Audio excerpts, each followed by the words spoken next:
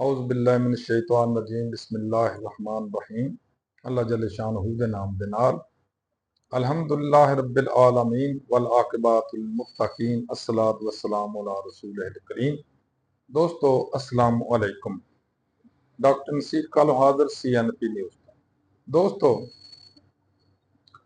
बड़ियां दुख दियां और बड़ियां अफसोस दियां कुछ गल्लां ने जित्ते देख के कदी कदी दुख भी हुंदा अफसोस भी हुंदा और अपने मुल्क और अपने पाकिस्तानियों के किस्मत के उत्ते जो जवाल अजाब आ रहे ने उत्ते ना बड़ी तकलीफ हुंदी है, बड़ा रोना भी आउंदा है। मसलन चंद दिन पहले देख लो बलोचिस्तान के अंदर साडे पंजाबी भाइयों नूं बलोची भाइयों ने या उतों के दहशतगर्दां ने शनाख्ती कार्ड दे दे के उतारिया तो फिर उन्होंने कतल किया या शहीद किया या हलाक किया, जो भी लफ्ज कहना कह दो। उस तो बाद साडे बच्चे फौजी अफसर भी साडे बच्चे ने ते जवान भी साडे बच्चे ने। वो जिथे भी कार्रवाई करते हैं, जिथे भी काम कर रहे हैं, जिथे भी अपनी ड्यूटी दे रहे हैं, वो मुल्क वास्ते दे रहे हैं, वो इस कौम वास्ते काम कर रहे हैं।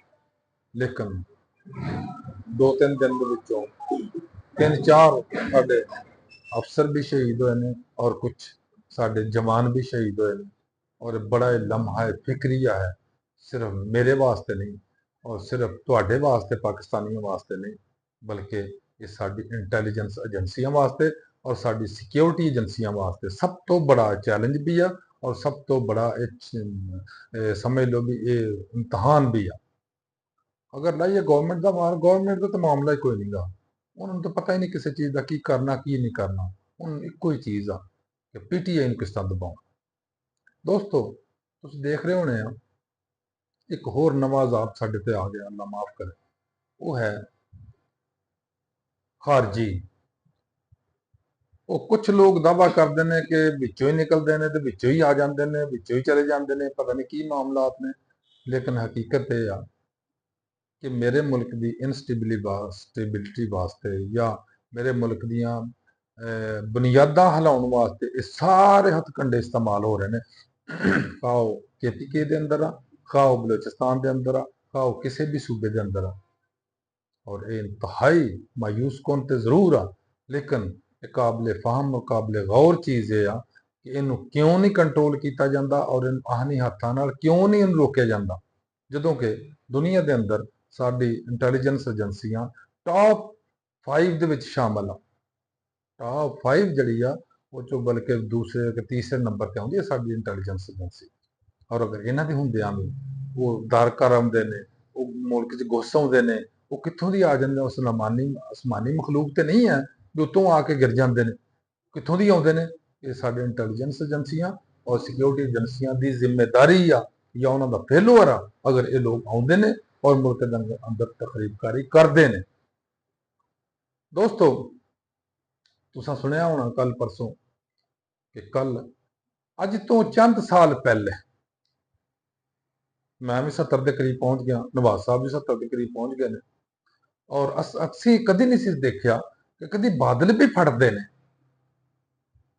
और यही हुंदा ही बारिश हो रही आ, टिमकणियां पै रही ने, कणियां पै रही ने, ये बहुत मुसलाधार बारिश है, 2-3 सूरतां होंदी या गले कदी पै जांदे सी।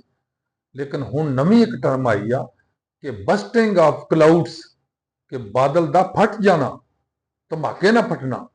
और उसदा की हुंदा कि जिन्ना उस बदल के अंदर पानी वो सारे दा सारा इकट्ठा गिरदा, बारिश की सूरत में नहीं, इस तरह धमाके ना थले गिरदा। उन्होंने कहते आ बादल का फटना या बस्टिंग ऑफ द क्लाउड्स। उनके नाल की हुंदा चंद तुसीं देखिया होना, चंद महीनों तो जून तो बाद शुरू हुई आ, इस तो पहले कदी नहीं सी। मैं तो कम नहीं सी सुनिया, शायद अगर किसी मेरे दोस्त ने सुनिया हो तो मुमकिन आ। मकबूजा कश्मीर के अंदर इंडिया के कब्जे के जड़ा कश्मीर वो अंदर बस्टिंग ऑफ क्लाउड्स होया, जिथे बहुत बड़ा फ्लड की सूरत जानी नुकसान भी होया, माली नुकसान भी होया। उस हुंदा की आ कि लोगों को पता ही नहीं हुंदा कि फ्लड आउणा, और ना ही साडे किसी महकमे नूं उहदी इतलाह हुंदी आ कि इत्थे फ्लड आ जाना। क्योंकि फ्लड आउण वास्ते उहदा एक तरीकेकार आ कि जिथों पानी चल रहा दरिया के अंदर ਉੱਥੋਂ ਐਸਟੀਮੇਟ ਲਗਾ ਲੈਂਦੇ ਨੇ ਕਿ ਇਸ ਦਰਿਆ 'ਚ ਇੰਨਾ ਪਾਣੀ ਅੱਗੇ ਜਾ ਰਿਹਾ ਸੀ, ਹੁਣ ਇੰਨਾ ਆ ਗਿਆ, ਇਹਦਾ ਮਤਲਬ ਫਲੱਡ ਦੀ ਸੂਰਤ ਬਣ ਰਹੀ ਆ। ਅੱਗੇ ਇਤਲਾਹ ਕਰ ਦਿੰਦੇ, ਲੋਕ ਆਪਣਾ ਬਚਾਅ ਕਰ ਲੈਂਦੇ ਸੀ।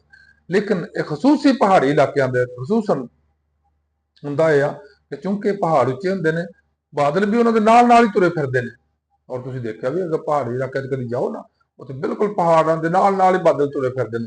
ਜਦੋਂ ਇਹ ਬਸਟ ਕਰਦਾ ਜਾਂ ਫੜਦਾ ਨਾ ਬੱਦਲ, ਤਾਂ ਇੰਨਾ ਤੇਜ਼ੀ ਨਾਲ ਪਾਣੀ ਪੈਂਦਾ, ਇੰਨਾ ਜ਼ੋਰਦਾਰ ਪੈਂਦਾ ਕਿ ਸਾਰੇ ਦਾ ਸਾਰਾ ਇੱਕ ਫਲੱਡ ਦੀ ਸ਼ਕਲ ਅਖਤਿਆਰ ਕਰਕੇ ਤੇ ਨੀਚੇ ਨੂੰ ਜਾਂਦਾ। ਔਰ ਜਿਹੜਾ ਉਹਦੇ ਸਾਹਮਣੇ ਆਇਆ ਉਦੋਂ ਤਬਾਹੀ ਲੈ ਗਿਆ। ਖੈਬਰ ਪੀਕੇ ਦੇ ਅੰਦਰ ਖੁਸੂਸਨ ਬੁਨੀਰ ਦੇ ਅੰਦਰ ਸਾਡੇ 100 ਤੋਂ ਜ਼ਿਆਦਾ ਭਾਈ ਸ਼ਹੀਦ ਹੋਏ ਨੇ, ਹਲਾਕ ਹੋਏ ਨੇ ਇਸ ਬਸਟਿੰਗ ਆਫ ਕਲਾਊਡ ਦੇ ਨਾਲ। ਜਿਹੜਾ ਬਾਦਲ ਫਟਿਆ ਤੇ ਜਿਹਦੇ ਨਾਲ ਫਲੱਡ ਆਇਆ ਨਾ, ਉਹ ਫਿਰ ਇੱਕ ਨਹੀਂ ਹੁੰਦਾ। ਇੱਕ ਹੋਵੇ ਤੇ ਫਿਰ ਵੀ ਟੋਲਰੇਬਲ ਆ, ਕਿਸੇ ਹੱਦ ਤੱਕ ਉਹਦੀ ਗੁੰਜਾਇਸ਼ ਬਣ ਜਾਂਦੀ ਆ। ਇੱਕ ਫਟਦਾ ਤੇ ਫਿਰ ਉਹ ਦੂਸਰਾ ਵੀ ਤੀਸਰਾ ਵੀ ਨਾਲ ਨਾਲ, ਔਰ ਬਹੁਤ ਜ਼ਬਰਦਸਤ ਉਹਦੇ ਨਾਲ ਫਲੱਡ ਆਉਣਾ ਸ਼ੁਰੂ ਹੋ ਜਾਂਦਾ। ਔਰ ਬਨੀਰ ਦੇ ਇਲਾਕੇ 'ਚ ਖਸੂਸਨ, ਬਾਕੀ ਸਵਾਤ 'ਚ ਵੀ, ਬਾਕੀ ਬਾਜੋੜ ਦੇ ਨਾਲ ਨਾਲ ਜਿੰਨੇ ਵੀ ਇਲਾਕੇ ਨੇ, ਉੱਥੇ ਇਹਦੇ ਵਜ੍ਹਾ ਤੋਂ ਬਹੁਤ ਬੜਾ ਫਲੱਡ ਆਇਆ। ਔਰ ਬਹੁਤ 250 ਦੇ ਕਰੀਬ ਜਿਹੜੀ ਰਿਪੋਰਟਸ ਨੇ ਕਿ ਸਾਡੇ ਪਾਕਿਸਤਾਨੀ ਭਾਈ ਸਾਡੇ ਸ਼ਹੀਦ ਹੋ ਗਏ ਨੇ, ਜਾਂ ਹਲਾਕ ਹੋ ਗਏ ਨੇ, ਜਾਂ ਫੌਤ ਹੋ ਗਏ ਨੇ, ਜਾਂ ਉਹਦੇ 'ਚ ਡੁੱਬ ਗਏ ਨੇ। ਦੋਸਤੋ, ਇਹ ਕਿਉਂ ਹੋ ਰਿਹਾ, ਕੈਸੇ ਹੋ ਰਿਹਾ, ਕਿਸ ਵਜ੍ਹਾ ਤੋਂ ਹੋ ਰਿਹਾ? ਸਾਡੀ ਕੌਮ ਜਿਹੜੀ ਆ, ਇਹਨਾਂ ਨੇ ਇੱਕ ਗੱਲ ਬੜੀ ਚੰਗੀ ਸਿੱਖੀ ਆ ਕਿ ਸਾਡੀ ਜਿਹੜੀ ਹੈ ਐਸਟੈਬਲਿਸ਼ਮੈਂਟ, ਉਹ ਸਿਆਸਤਦਾਨਾਂ ਤੇ ਮੁੱਦਾ ਪਾਏਗੀ, ਉਹ ਸਿਆਸਤਦਾਨ ਮੁੱਦਾ ਉਹਨਾਂ ਤੇ ਪਾਉਣਗੇ, ਔਰ ਫਿਰ ਸਿਆਸਤਦਾਨ ਇੱਕ ਦੂਸਰੇ ਤੇ ਮੁੱਦਾ ਪਾਉਣਗੇ। ਔਰ ਸਾਡੀ ਕੌਮ ਜਿਹੜੀ ਆ, ਉਹ ਕਦੀ ਕਿਸੇ ਤੇ ਮੁੱਦਾ ਪਾ ਦੇਣਗੇ, ਕਦੀ ਕਿਸੇ ਤੇ ਮੁੱਦਾ ਪਾ ਦੇਣਗੇ। ਔਰ ਅਫਸੋਸ ਦੀ ਗੱਲ ਔਰ ਸਭ ਤੋਂ ਬੜਾ ਦੁੱਖ ਦੀ ਗੱਲ ਇਹ ਆ ਕਿ ਕੋਈ ਵੀ ਬੰਦਾ ਆਪਣੀ ਜਿਹੜੀ ਜ਼ਿੰਮੇਵਾਰੀ ਨਹੀਂ ਕਰਦਾ, ਉਹ ਸਾਰਾ ਟਾਈਮ ਇਸ ਵਕਤ 'ਚ ਲਗਾਉਂਦਾ ਕਿ ਮੈਂ ਜ਼ਿੰਮੇਵਾਰੀ ਕਿਹਨੂੰ ਦੇਣੀ ਆ, ਮੈਂ ਇਹਦਾ ਮਲਬਾ ਕਿੱਦੇ ਤੇ ਪਾਉਣਾ।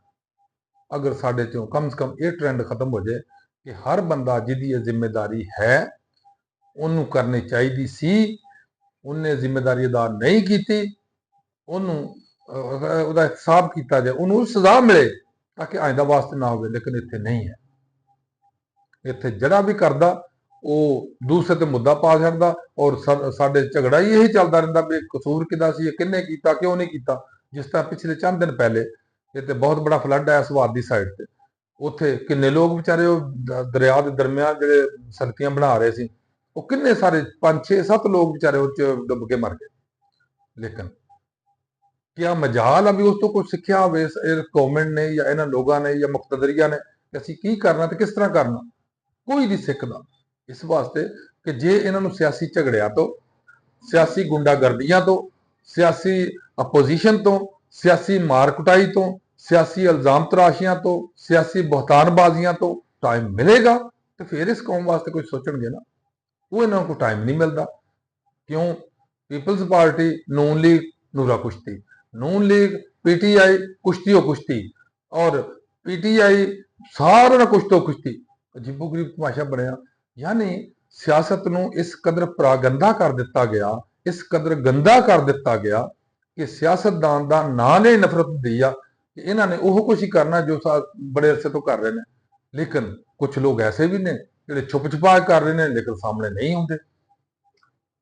ਇਸ ਵਾਸਤੇ ਹਰ ਬੰਦੇ ਨੂੰ, ਹਰ ਪਾਕਿਸਤਾਨੀ ਨੂੰ ਸਭ ਤੋਂ ਪਹਿਲੇ ਆਪਣੀ ਜ਼ਾਤ ਛੱਡ ਕੇ, ਆਪਣਾ ਘਰ ਛੱਡ ਕੇ, ਆਪਣਾ ਖਾਨਦਾਨ ਛੱਡ ਕੇ ਆਪਣੇ ਮੁਲਕ ਵਾਸਤੇ ਸੋਚਣਾ ਚਾਹੀਦਾ ਕਿ ਅਸੀਂ ਮੁਲਕ ਵਾਸਤੇ ਕੀ ਕਰ ਰਹੇ ਹਾਂ। ਲੇਕਿਨ ਅਫਸੋਸ ਦੀ ਗੱਲ ਇਹ ਆ ਕਿ ਨਾ ਹੀ ਗੰਡਾਪੁਰ ਸਾਹਿਬ ਕੁਝ ਕਰ ਰਹੇ ਨੇ ਇਸ ਮੁਲਕ ਵਾਸਤੇ ਔਰ ਇਸ ਕੌਮ ਵਾਸਤੇ, ਨਾ ਹੀ ਸ਼ਹਬਾਜ਼ ਸ਼ਰੀਫ ਸਾਹਿਬ ਕੁਝ ਕਰ ਰਹੇ ਨੇ, ਨਾ ਹੀ ਮਰੀਮ ਸਾਹਿਬਾ ਕਰ ਰਹੀ ਹੈ, ਨਾ ਹੀ ਸਰਬਰਾਜ਼ ਬੁਗਟੀ ਕਰ ਰਿਹਾ, ਔਰ ਨਾ ਹੀ ਸ਼ਾਹ ਸਾਹਿਬ ਕਰ ਰਹੇ ਨੇ ਸਿੰਧ ਵਾਲੇ। ਸਾਰੇ ਆਪਣੇ ਆਪਣੇ ਦਾਅ ਦੱਪੇ ਤੇ ਲੱਗੇ ਨੇ, ਜਿਹਦਾ ਜਿੱਥੇ ਜੋ ਦਾਅ ਲੱਗਦਾ ਉਹ ਲਾਈ ਜਾਂਦੇ ਨੇ। ਸੈਰੋ ਤਫਰੀਆਂ ਬੜੀਆਂ ਕਰਦੇ ਨੇ, ਬੜੇ ਸ਼ੌਕ ਔਰ ਬੜੇ ਇਸ਼ਤਿਆਕ ਨਾਲ ਸੈਰੋ ਤਫਰੀਆਂ ਹੁੰਦੀਆਂ ਨੇ, ਮੌਜਾਂ ਲੱਗੀਆਂ, ਤਸਵੀਰਾਂ ਬਣਦੀਆਂ, ਇਹ ਹੁੰਦਾ ਉਹ ਹੁੰਦਾ। ਲੇਕਿਨ ਜਿੱਥੇ ਕੌਮ ਵਾਸਤੇ ਸੋਚਣ ਦਾ ਆਉਂਦਾ ਮੌਕਾ, ਕਿਸੇ ਕੋਲ ਟਾਈਮ ਨਹੀਂ ਹੈ। ਕੌਮ ਦੇ ਫਾਇਦੇ ਵਾਸਤੇ ਕੋਈ ਕੰਮ ਕਰਨਾ, ਕਿਸੇ ਕੋਲ ਕੋਈ ਟਾਈਮ ਨਹੀਂ ਹੈ। ਲੇਕਿਨ ਜਦੋਂ ਜ਼ਾਤੀਆਤ ਆਉਂਦੀ ਹੈ ਸਾਹਮਣੇ, ਫਿਰ ਸਾਰੇ ਕੋਲ ਟਾਈਮ ਆ ਆਪਣੀ ਜ਼ਾਤ ਬਚਾਉਣ ਲਈ, ਆਪਣੀ ਕੌਮ ਆਪਣੇ ਖਾਨਦਾਨ ਬਚਾਉਣ ਲਈ, ਆਪਣੀ ਦੌਲਤ ਬਚਾਉਣ ਲਈ, ਔਰ ਆਪਣਾ ਸਭ ਕੁਝ ਬਚਾਉਣ ਲਈ ਬੜਾ ਟਾਈਮ ਆ। ਲੇਕਿਨ ਇਸ ਪਾਕਿਸਤਾਨ ਔਰ ਪਾਕਿਸਤਾਨੀਆਂ ਵਾਸਤੇ ਕੋਈ ਟਾਈਮ ਨਹੀਂ। ਦੋਸਤੋ, ਬਾਕੀ ਚूंकि ਫਿਰ ਵੀਲੌਗ ਬਹੁਤ ਲੰਬਾ ਹੋ ਜਾਂਦਾ, ਦੋਸਤੋ ਤੋਂ ਥੋੜਾ ਜਿਹਾ ਮਹਿਸੂਸ ਵੀ ਸ਼ਾਇਦ ਕਰਦੇ ਹੋਣ, ਇਸ ਵਾਸਤੇ ਇਹ ਪਹਿਲਾ ਇਸ ਜਿਹੜਾ ਹੈ ਸੀ ਬਸਟਿੰਗ ਆਫ ਕਲਾਊਡਸ ਜਾਂ ਬਾਦਲਾਂ ਦਾ ਫਟ ਜਾਣਾ, ਇਸ ਮੌਜੂ ਤੋਂ ਸ਼ੁਰੂ ਕੀਤਾ। ਕੱਲ ਇਨਸ਼ਾਅੱਲਾ ਇਹਦੇ ਤਫਸੀਲ ਨਾਲ ਮੈਂ ਫਿਰ ਗੱਲ ਕਰਾਂਗਾ। ਅੱਲਾਹ ਹਾਫਿਜ਼, अस्सलाम वालेकुम।